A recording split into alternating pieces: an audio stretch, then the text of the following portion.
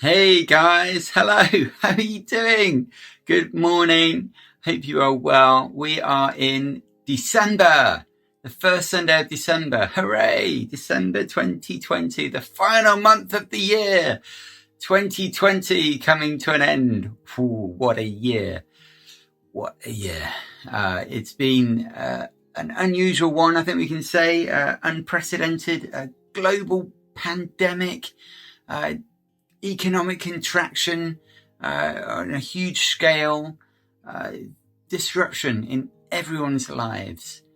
The US election bitterly contested, ending in court and confusion. Brexit about to happen, still no deal.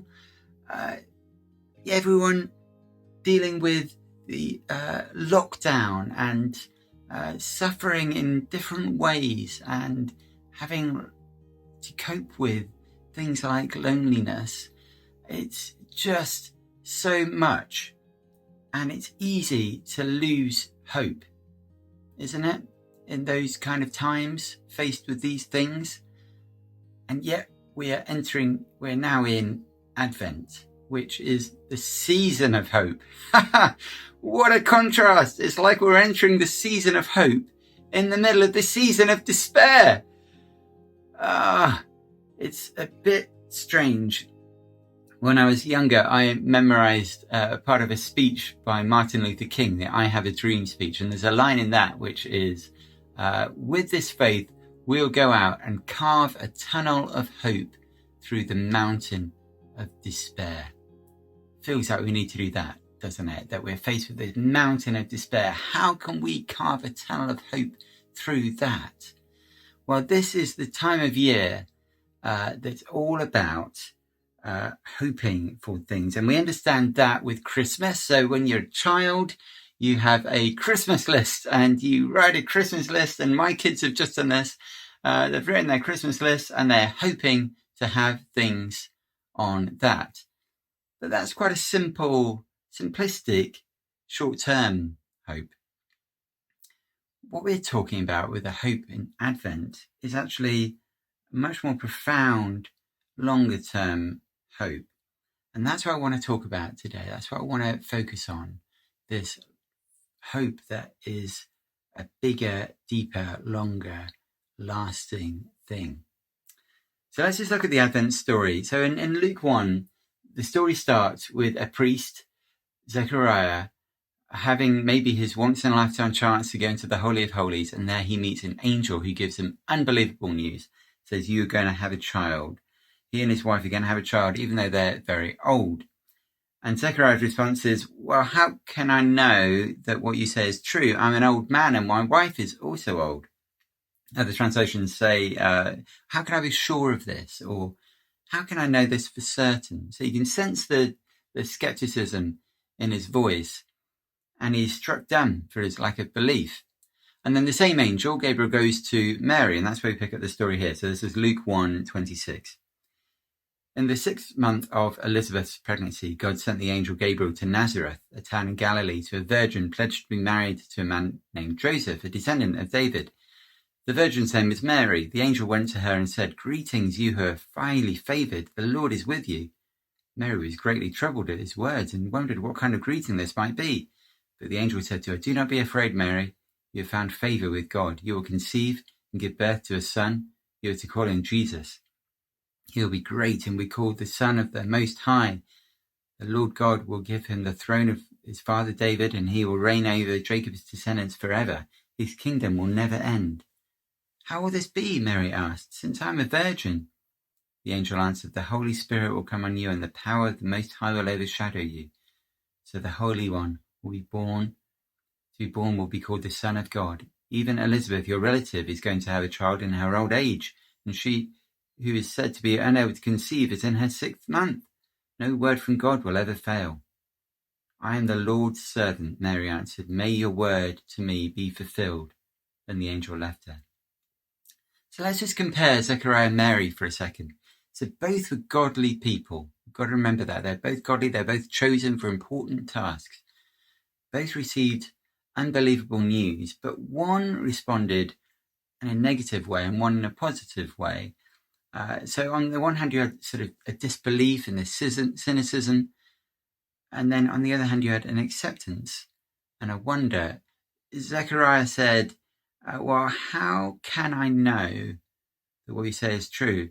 Mary, when faced with the same thing, well, how will this be? So even when she was asking the question she didn't understand, she had accepted that it will happen. And why are they different? Why they had this choice of how to respond? What is it that helped one go one way and one went the other way? Now, I just wonder if Zechariah had lost his hope. That for years and years and years he'd been longing for a child, he and Elizabeth, and it hadn't happened. And when given this news, it was just too difficult to take in, and he didn't have the hope to accept it. And Mary's situation wasn't easy to accept either. Remember, she was betrothed to be married. So in those days, that was a legally binding situation where she was basically more than just engaged these days. And she was going to be together with this great guy, with Joseph, and they're going to live together and have presumably a very happy life. And this risked changing everything. And it risked humiliation. And she would have known that when she got this message. We've been reading this book to our kids. It's the story of Jesus' birth through the eyes of a child who is close to Mary and Joseph. So let me just read you this page of what it would have been like potentially at their wedding after Joseph had decided to marry Mary.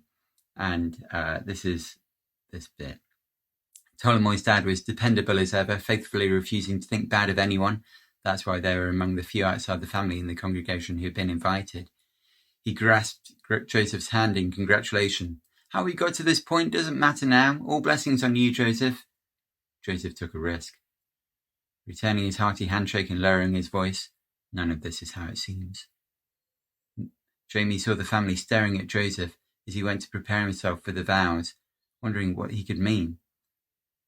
Jamie caught up with him, worried that the joyful celebration was being put off too long. When are we going to tell everyone the baby is God's? He whispered. We're not, replied Joseph. They won't believe it just because we told them to. But people think you did something bad, said Jamie in alarm. They think you didn't stand by Mary and you put her through shame.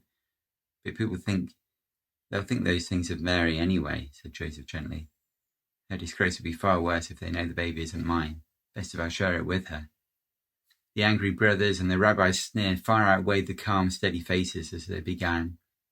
Jamie said his Hebrew blessing, then they had to watch his darling ones stand in silent dignity as they were married in a hurry, with scandal hanging over them, allowing people who thought themselves better to heap insults with their looks and think all sorts of evil about them falsely because of the holy stranger who was on his way.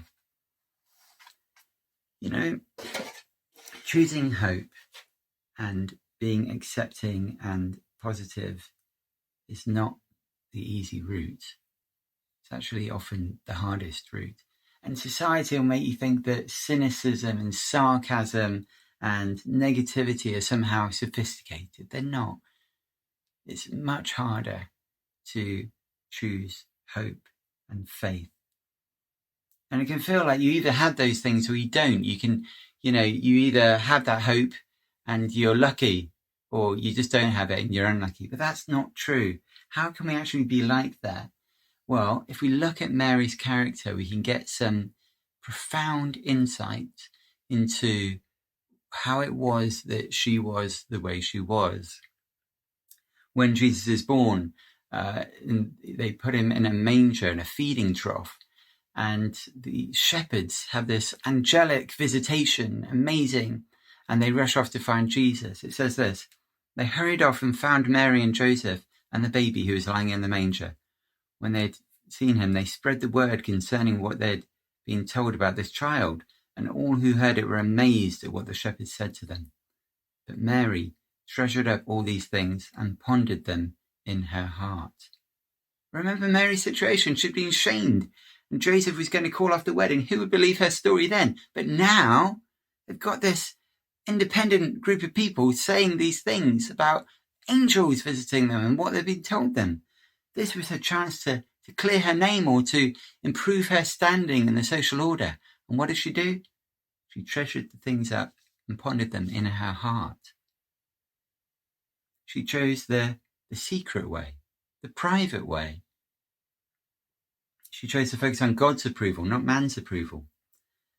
And then when Jesus is a boy, he's a bit older, and they lose him, they can't find him. And when they eventually find him, he says, "Why were you searching for me?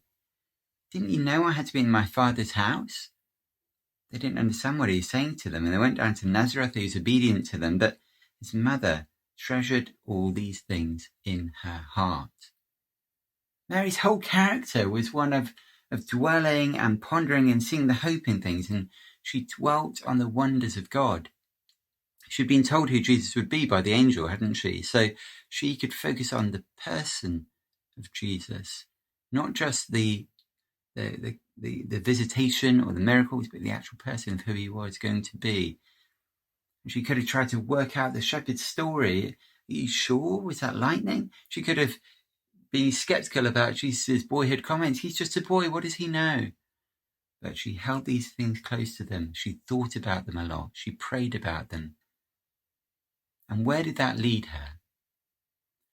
Well, years later, Jesus has grown. He starts calling disciples, and they go to a wedding. And at the wedding, they run out of wine. And Mary turns to Jesus and says, "They've run out of wine." And he says, "Why do you involve me? It's not my time yet." And she pushes on regardless. And she's so confident. She says to these servants, "Do whatever he tells you." And what she's saying there is basically, I've got such faith in him, you should too. And Jesus turns the water into wine. It's his first miracle and the start of his ministry. You see, Mary built her faith by choosing to hope and dwelling on God and the goodness of God and the wonders and the mysteries. You know, hope and faith are linked. In Hebrews 11, it describes faith. It says, "Faith is being sure of what we hope for, certain of what we do not see," which is not easy to be certain of something we do not see. We've started as a family to go for family cycle rides. And the youngest, my daughter, is just turned 7, and she's the weakest cyclist. So I stay at the back, just behind her, just in case she needs help. She might need a push, she might need encouragement, just to make sure she's safe. And because I'm out of sight, she has to just have faith that I'm there. And once she said, "I can't see you, but I know you're there. I can't see you, but I know you're there." And there are times, maybe times like these, where we can't sometimes see God, but we know he's there. And if you are going through a difficult time at the moment, I just want to encourage you that God is with you. Even if he's just out of sight, he is there with you. And we long for a better future on earth, don't we? We long for political stability, for a vaccine to come quickly, for the pandemic, for goodwill across nations. But it's not actually what our hope is based on. Our hope is based on something more profound than that. It's a divine gift that came down. That's what we remember at this time of year. This divine gift that helps us through the travails of life. We have a longer term vision, regardless of what is going on in the world, that helps us to focus on God and his mysteries, to ponder on those, and to know that he is with us. And he came down in human form so that we can have that relationship and live in this era where God can be with us through our difficulties. And that allows us to then carve that tunnel of hope through the mountain of despair. That is what we are then able to do. And so I just pray for you today that as you're listening to this, that your hope can increase, that your hope rises in your spirit, and builds your faith. Pray that God builds that within you and blesses you greatly. God bless you.